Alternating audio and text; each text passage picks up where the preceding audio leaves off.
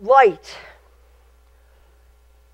It's amazing if you're a parent how well light soothes a child. Child complaining about the monsters under the bed or something's in the closet. A nightlight can extinguish all fears. A nightlight in a house, especially a place that you might not be familiar with, or even your own house, is helpful for missing stairs in the middle of the night or stubbing your toe somewhere. You don't want to turn on the big light, so you try to fumble around in the dark, and you end up knocking things over, stubbing a toe, or falling over something. And no matter what age you're at that point, I remember with my dogs or with my nephews when they stayed overnight, trying to get up in the dark so you don't disturb them, and there's toys that you're tripping over.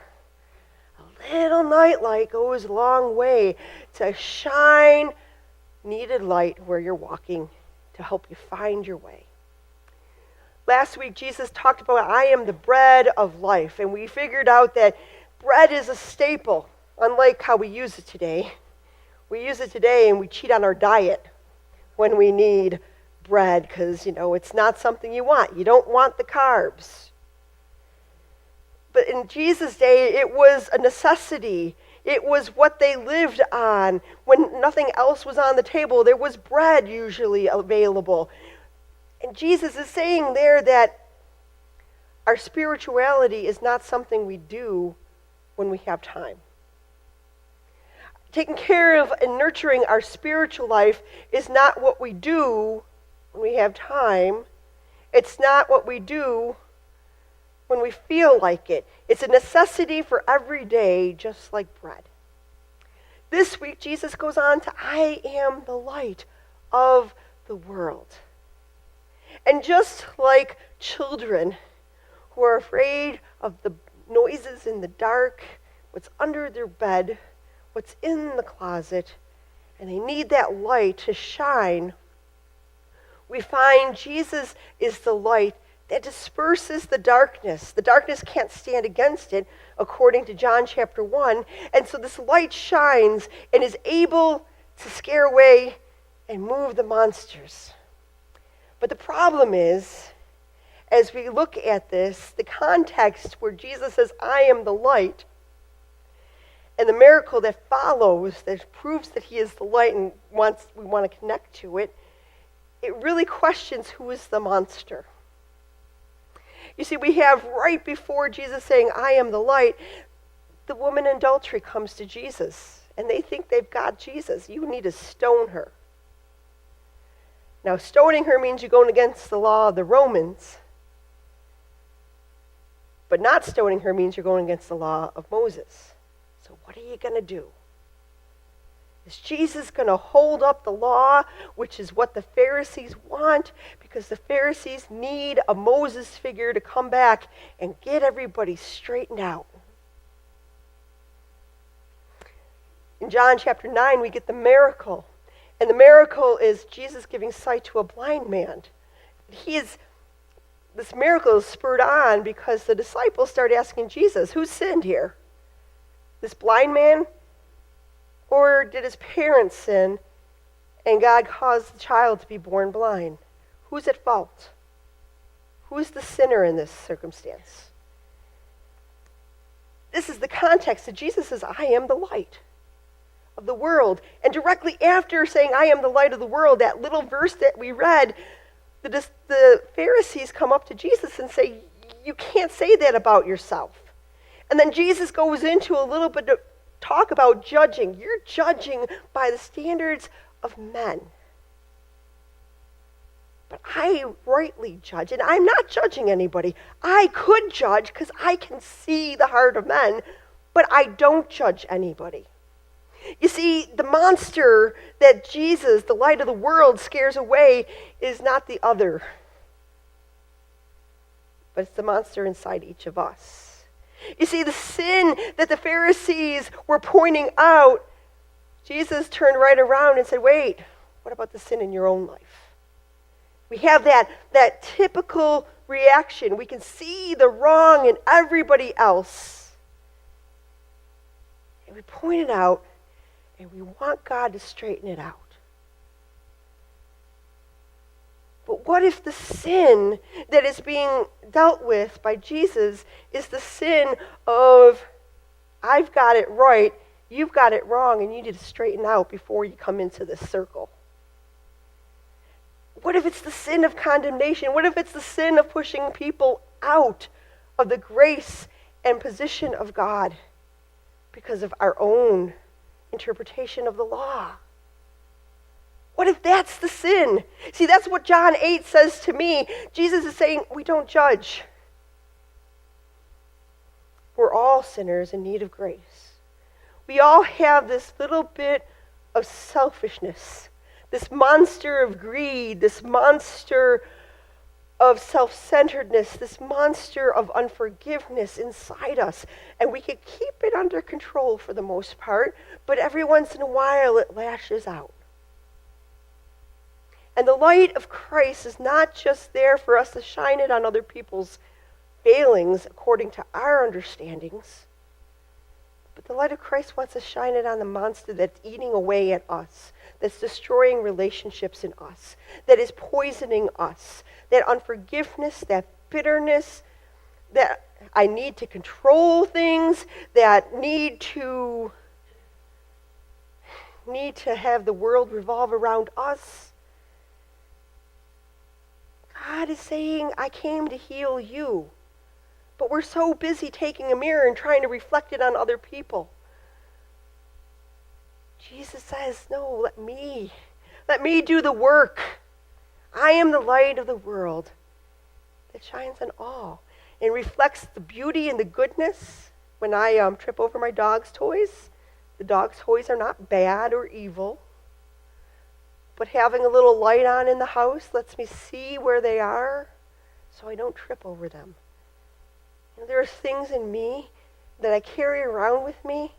It's part of my personality that I need to have the light shine on me so I know, well, this is how I'm reacting and why I'm reacting this way.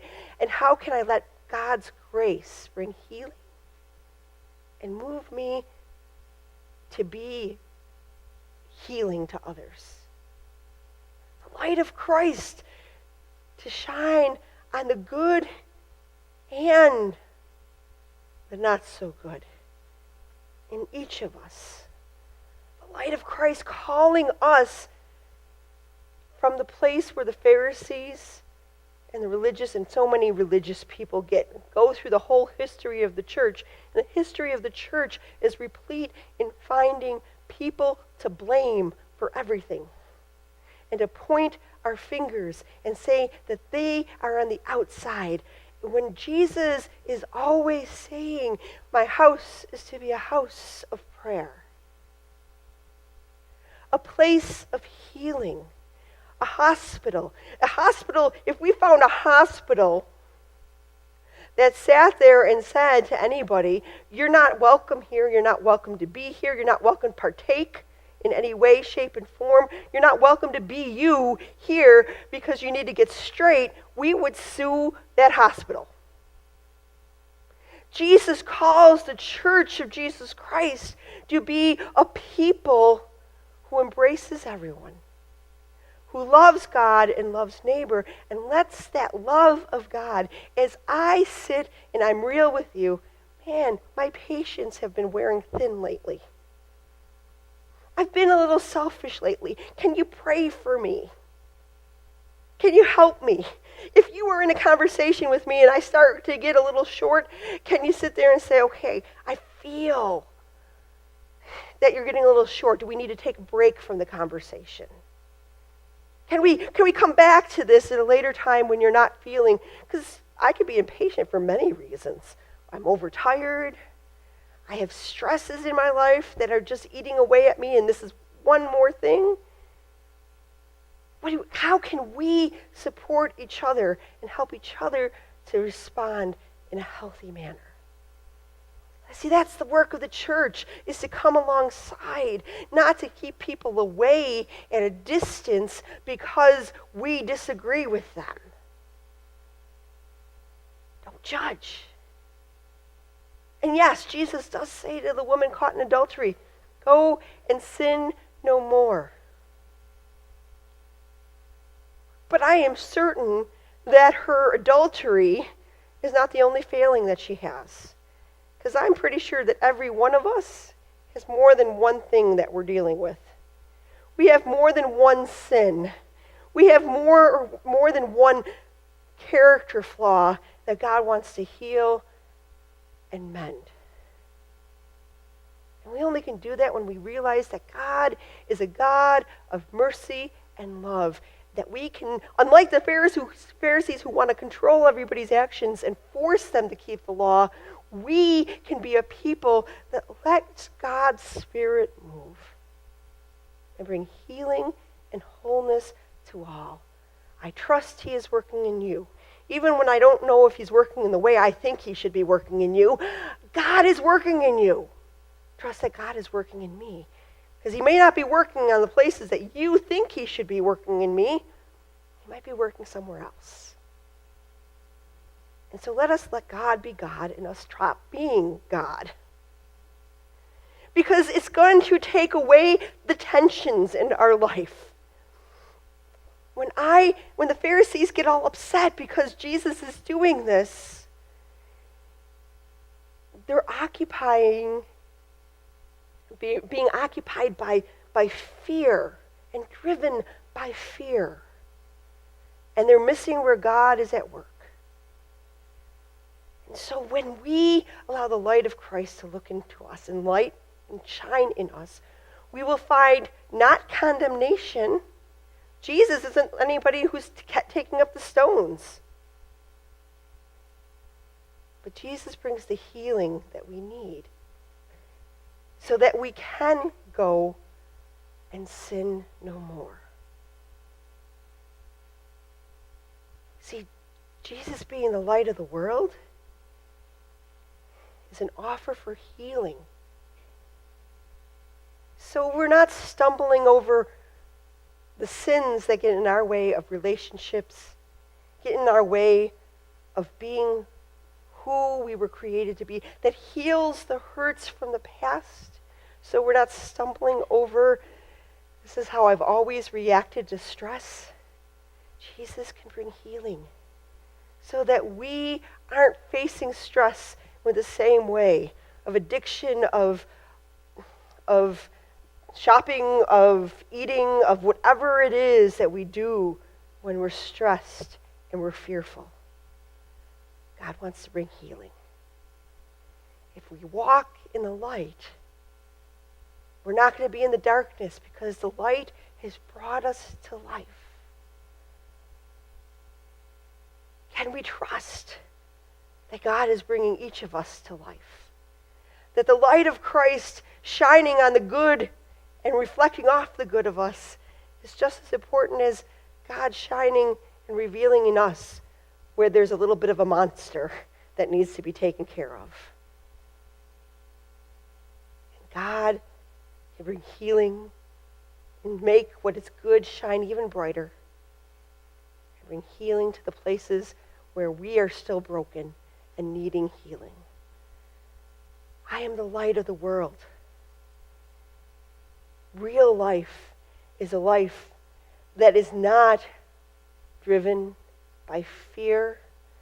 It's not a life that needs to control everything about myself or about others, but it is a life that is Spirit-led, Spirit-filled.